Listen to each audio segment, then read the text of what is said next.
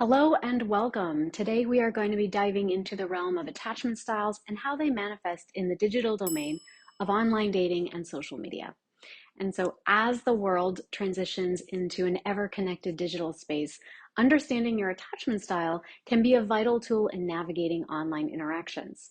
And so, by the end of today's segment, you will be equipped with insights into your own attachment style and its implications for your online dating behavior, strategies for optimizing your online dating experiences, and also some tips for maintaining healthier digital relationships. Now, if you are new to my channel, welcome. My name is Briana MacWilliam, and I am a licensed and board-certified creative arts therapist with more than 15 years in the field, helping adults struggling with insecure attachment go from self-doubting to self-sovereign so they can attract the soul-shaking, passionate partnerships that they want. And I do this using a psycho-spiritual approach to creative arts interventions, which I call the MacWilliam method. The content on my YouTube channel is derived from my online courses, which you can learn more about through the link in the caption of this video. If you like what you see and hear and you want to learn more, make sure you like, subscribe, and ring the bell for notifications. I put out videos once a week, and I wouldn't want you to miss out. Okay, so let's dive into our first topic. I'd like to explore statistics for online dating and social media. Now, in today's interconnected world, online dating and social media are often crucial elements in building and maintaining relationships. So let's consider some statistics that underlie this trend.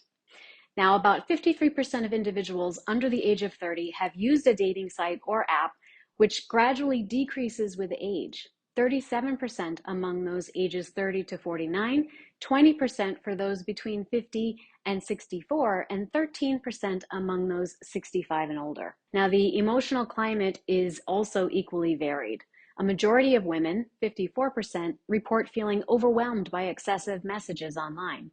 On the flip side, 64% of men experience insecurity due to a lack of incoming messages. Do you notice any of these trends in your own online dating experience? Let me know in the comments. To grasp how these statistics intersect with our emotional lives, let's first understand the primary four attachment styles. So first we have secure attachment, and these are individuals with a positive view of themselves and others. They're emotionally available and comfortable with both intimacy and personal autonomy and independence. Then we have anxious attachment, whom I call open hearts. Here there's a tendency to have a negative view of oneself, but a positive view of others. So anxious people tend to crave emotional intimacy and are often overly dependent. Then we have avoidant folks, whom I call rolling stones. This style involves a positive view of oneself, but a negative view of others. And so avoidant individuals value independence, but they may suppress or deny their feelings. Then we have fearful avoidance, which is sometimes called anxious avoidant or disorganized attachment. Now, this is a complex mix where individuals have an unstable view of both themselves and others. They tend to crave emotional intimacy, but are also deeply afraid of it. I call these folks spice of lifers.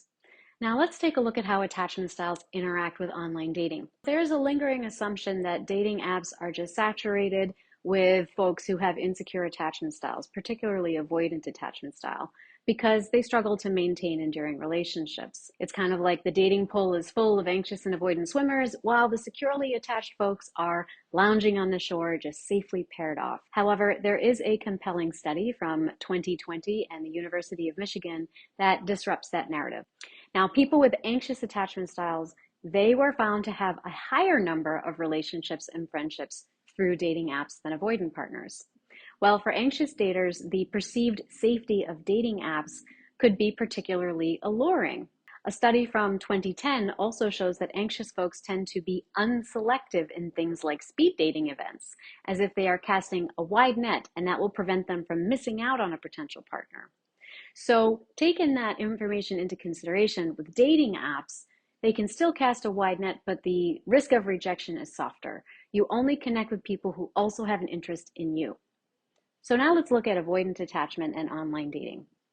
Now, in contrast, those with avoidant attachment styles actually appear to be less inclined to engage with dating apps.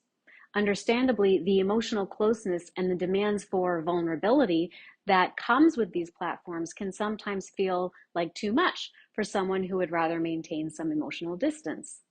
And so avoidant individuals often fear commitment and emotional investment, making the dating app experience feel somewhat daunting for them. Now, another myth that often comes up has to do with casual sex and anxious versus avoidant attachment styles in the online dating space. Now, the presumption is that avoidant individuals who are generally more comfortable with casual relationships would just be dominating the casual dating scene and on these platforms. But interestingly, it is the anxiously attached individuals who are having more casual sex encounters and carrying the emotional baggage that often comes with it. They're also more prone to infidelity. And why might that be happening? So the likelihood is that they are seeking emotional validation and esteem through these casual encounters. It's not just about the physical act, but an attempt to gain some form of emotional security, validation, or affirmation. However, this often leads them into a labyrinth of conflicting emotions after that interaction. Because with anxious attachment style, oftentimes they find it difficult to assert their boundaries, especially in an emotionally charged situation.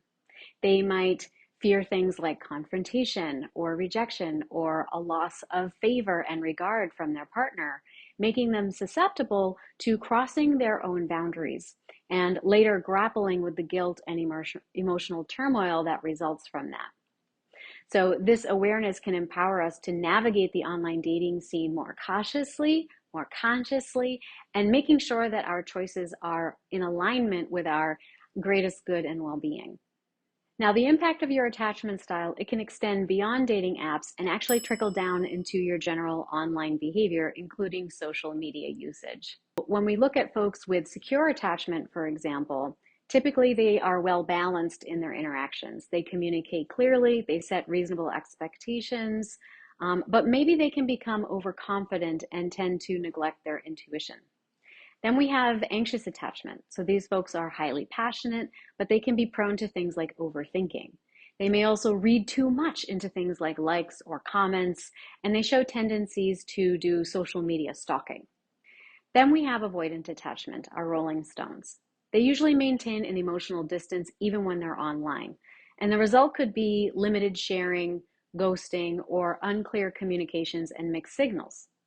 Then we have our fearful-avoidant spice of lifers. Now, this group tends to face emotional highs and lows that are really hard to predict. So they may do things like overshare in the moment when they're having some sense of emotional intensity, and then they withdraw unpredictably, and others are puzzled by this response. Have you seen any of these behaviors in your online dating experience or social interactions? Let me know in the comments. Now let's dive into some tips for navigating online dating based on your attachment style. For our securely attached individuals, while you generally have a good sense of what you want, don't ignore your gut feelings. Your balanced approach serves you well, but your intuition is also going to be a valuable guide. For example, Emily is a confident and emotionally balanced individual, and she encounters a potential partner online. Though his profile checks all the logical boxes, compatible interests, and a stable job, along with good humor, something just feels off. So Emily decides to listen to her intuition and decides not to dig too deep. And she finds out through mutual contacts that this individual has a reputation for being flaky and dishonest in relationships. So trusting her own intuition in conjunction with some factual evidence allows Emily to decide that she's going to keep looking. Let's look at tips for anxious attachment style and online dating. For these folks, you want to exercise patience and seek counsel. The temptation to rush into things can be really strong, so you want to slow down and thoroughly consider your options. Before you make an emotionally charged decision, try having a cooling off period or consult with a trusted individual to get a little bit of an outside perspective. For example, we have Mark, and Mark tends to get emotionally invested very quickly. And he matches with Sarah and immediately envisions a future together.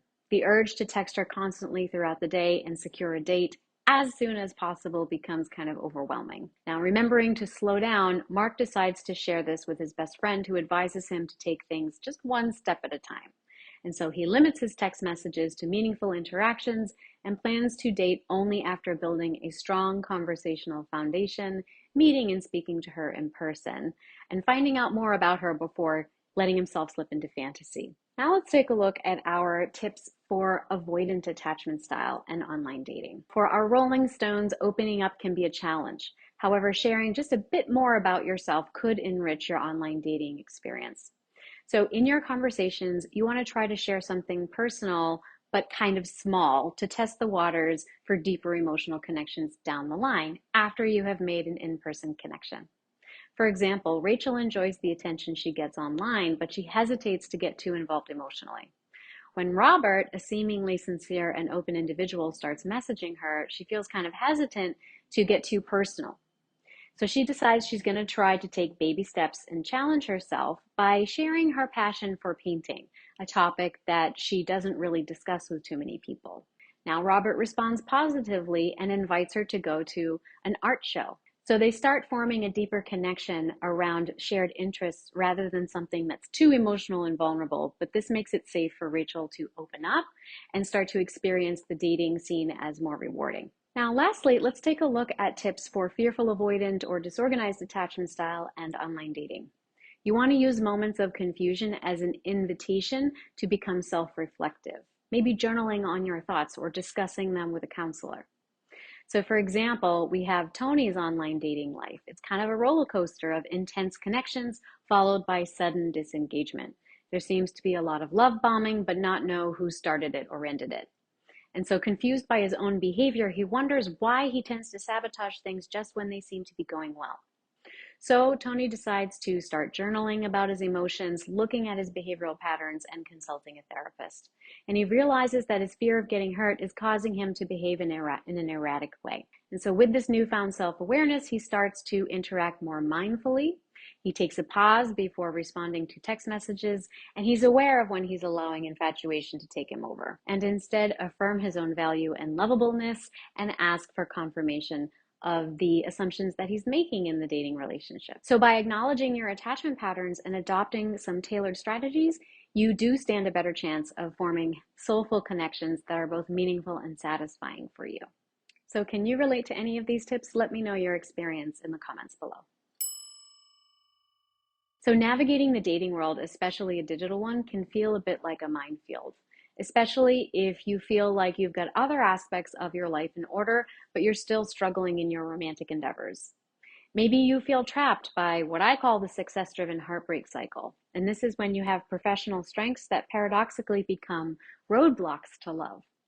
So this is where my psycho-spiritual approach, the MacWilliam method, really comes into play. While it's fascinating and even useful to consider research studies and statistics about attachment styles and dating behaviors, just remember that these are generalizations. Your energy, your spirit, and your healing journey are all uniquely yours. You can learn to orient your attachment security towards your higher self, your soul, your spirit, achieving what I call soul-centered security. Now, this approach allows you a new depth of resilience and discernment, especially crucial when you are dating. You're not confined by any data point or attachment style. You are the master of your own energy and your own healing journey. And as you become more self-aware and more emotionally intelligent, you're not just improving your odds in the dating pool, you are enriching your entire life. So while attachment theories offer insights, they do not define you. You do. You can rewrite your romantic narratives and turn it into one of empowerment, security, and ultimately unconditional love. Now, if you're ready to take the next step to transform your love life through soul-centered security, I invite you to check out the links and the resources in the caption of this video that will guide you on your journey to achieving those long-lasting relationships. Now, if you enjoyed this content, I invite you to like, subscribe, or ring the bell for future notifications. Also, drop a comment below and let me know what you think about this. I take all comments and feedback into consideration when I create new video topics like this.